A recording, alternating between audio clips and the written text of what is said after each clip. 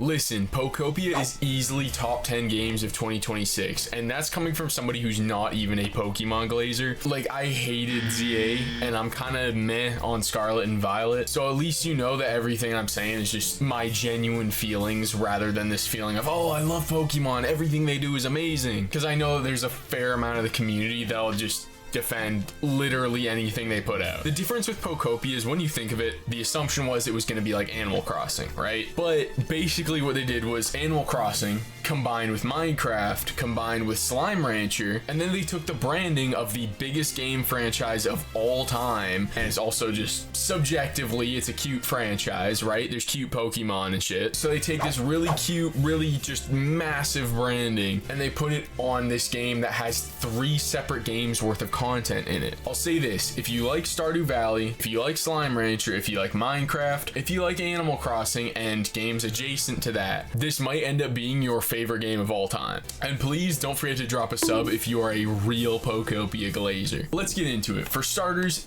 the creativity is genuinely limitless. Like, besides the feeling of, yes, it's Minecraft, it's borderline sandbox-esque. It has a story, but you don't necessarily have to follow the story. There's, so far from where I am in the game, there's 5 separate sections to go to, each with their own environments, with different Pokemon that you can find in those environments, different side quests, different blocks that aren't available in the other regions. Overall, a variety of different things that you can find. And keep in mind, this is me not even being done the game. So I have 5 separate areas with a bunch of different shit that you can't find in the other areas right now. Next up in the conversation of content in the game, like when I say it has more content than the entirety of all of the Animal Crossing franchise combined, I'm not exaggerating. You think about Animal Crossing New Leaf. In that, there is X amount of villagers. I'll put it up on the screen how many villagers. Each of them have small dialogues and small fetch quests where you can get them stuff, but they don't have their individual side quests, right? Pokopia takes fucking a trillion different Pokemon. Once again, I'll put it on the screen, but a trillion different Pokemon, and just says some of these guys have individual side quests like Rotom or Professor Tangrove, which I know that's a little, it's the one of the main characters of the game, has these characters that have consistent side quests for you, and these quests aren't just basic fetch quests, they're actual do shit in the game and we reward you for it, which none of the fucking villagers in Animal Crossing do. You can make an argument for Nook and stuff like that, but again, that's Tangrove versus Nook, it's the same, both games have it. So then you get into the conversation of other side quests that don't have to do with the main characters, and there's a shit ton of them. Meowth is another great answer. Fucking Smeargle, like so many different Pokemon. Now, the only thing that I will say in regards to just how much content there is, because I don't think it'd be fair to just dick suck the game the entire video. At times, I did find the amount of content available to me in one sitting was overwhelming. I won't lie, I would boot up the game, I'd sit there for 5 minutes and think of what do I want to do? Because there's so many different options, right? And then I'd just be confused on what I wanted to do. So I'm not gonna lie, I just end up closing the game. I'll say if that's the worst problem a game has, you're clearly not doing bad, right? And the game does try to warn you. It tries to say, you know, take things at your own pace. There's nothing that's going to force you to do XYZ in a specific way or by a specific time. It's fully just what you want to do with the game. That said, it's one thing to say it, it's another thing to actually be in the mentality. So it's just, there's a little bit of a mentality shift. Once you get it down though, no problems with the game at all.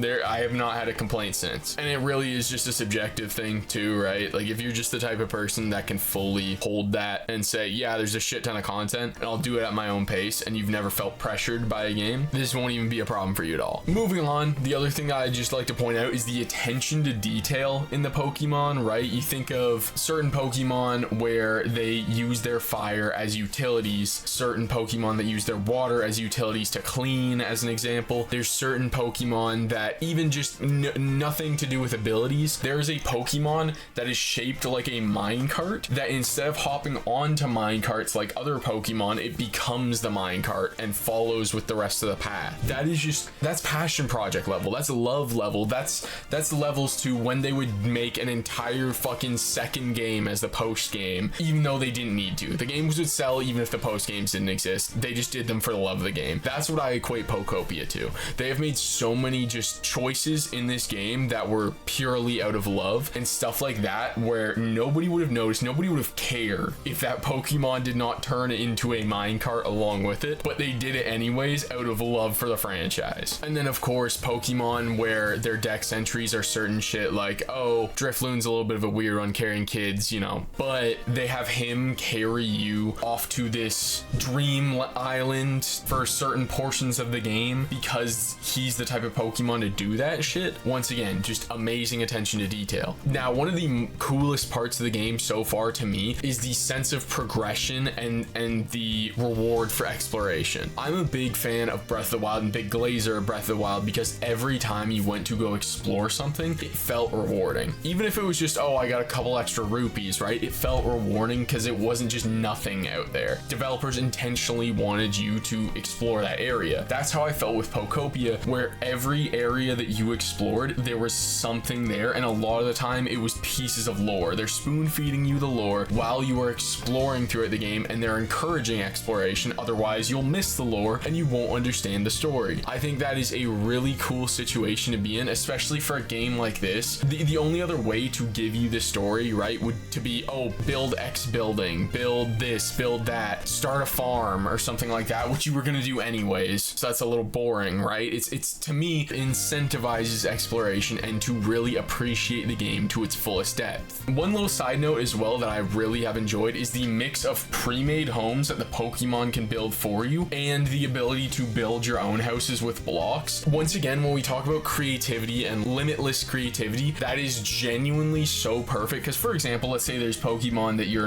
don't really give a fuck about, you know, like Pinsir or something. Set him up in one of the pre-made houses, have the other Pokemon build it for him, and you can focus on what you're doing while they're doing what they're doing. It doesn't have to overlap. You don't have to build everybody's house, even if you don't like the Pokemon. They have pre-built houses, but they also have completely custom houses, and the amount of different blocks that they have created that also once again incentivizes the creativity in the game. The blocks that they give you are a lot more in line with aesthetics for house building and creating something that people can be proud of architecturally. Whereas in Minecraft, not to diss on Minecraft, again, Minecraft one of the greatest games of all time, right? There's a lot of blocks that are there for a utility purpose, and then people just happen to use them for aesthetic purposes as well, but that's not what they were designed for. This game kind of takes the best of both worlds. That's another little thing for Animal Crossing that I find really interesting is you can't build your own house just purely off of what you want it to look like, right? They give you stuff to fill your house with, stuff to decorate outside of your house, but they don't let you actually build the house. So that's what I'm saying, where this game, it's just gonna fucking murder Animal Crossing because it takes everything that Animal Crossing does well and does it better. And there's more content and it's Pokemon themed. What the fuck? How do they compete with that? What is their next game gonna be? One other just small little detail, and this is the final one of the meat of how much I like the game. It is how the entire game isn't time locked. That is a major contention point with Animal Crossing and Animal Crossing adjacent games, like I think the newer Hello Kitty game that was kind of Animal Crossing-esque as well. One of the biggest gripes that people had with it was how shit was locked to waiting in real life time, kind of like in Clash of Clans. Either you have to pay gems or wait, but in this game there is no paying gems, so you just have to thug it out. In Pokopia, there is that sense of in real life waiting. If you set your Pokemon to build something for you, then you have to wait in real life time. And I think the Poke Centers, there's no matter what, you can't build the Poke Center yourself, but you don't have to follow those rules. Number one, there's enough content where if you have Pokemon in one area building something, you can step away into an entirely different region of the map and work with other Pokemon or by yourself on separate quests. You can work on quests in that same area where you have Pokemon building shit. There's just such an abundance of content and different things that you can do, where a certain thing being time locked doesn't mean, oh fuck, it's time to log off the game. Whereas with Animal Crossing, again, once you've picked up the fruit,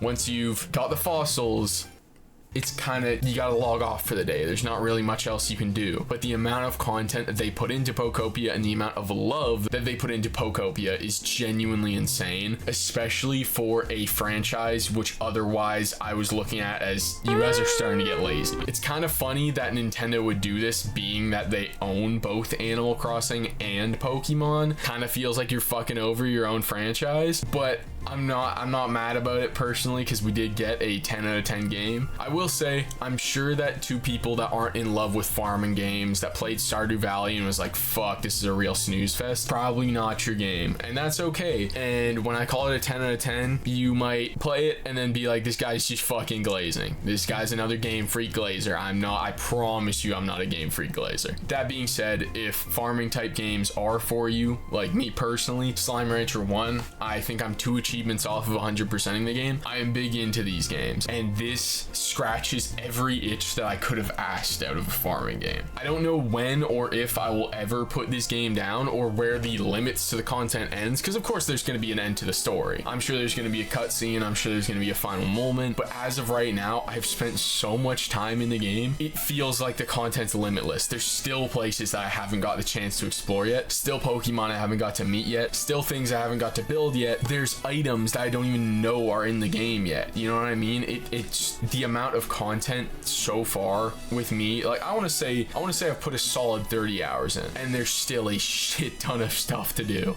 Listen, I might just fuck around and finish the Pokédex. Regardless, please drop a like, please subscribe. I really appreciate you guys watching my first face cam video. Let me know if you like stuff like this, or if you're more into the strictly motion graphic style video essays. See you all in the next one.